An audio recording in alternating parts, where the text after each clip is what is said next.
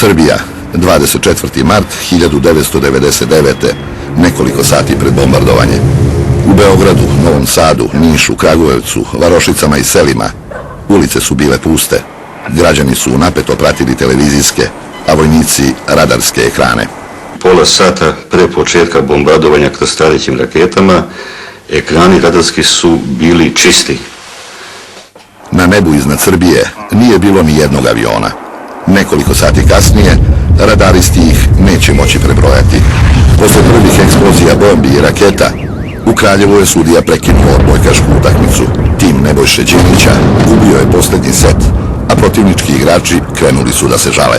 Nisu mogli da veruju ljudi da je počelo bombardovanje.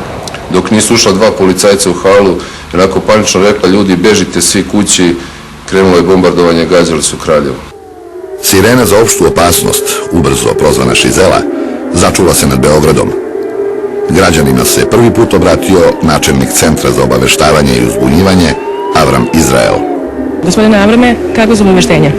Situacija je, kao što čujete, znak je dat, vazdušna opasnost za Beograd. Molimo građane da smireno, polagano ponovo krenu put svojih skloništa, da ponesu potrebne stvari i da pođu zakone.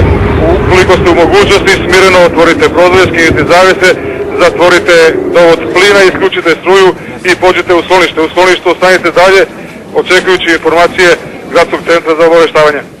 Gotovo. Ja sam se obratio prvi put već prve večeri u drugom znaku za uzbunjivanje.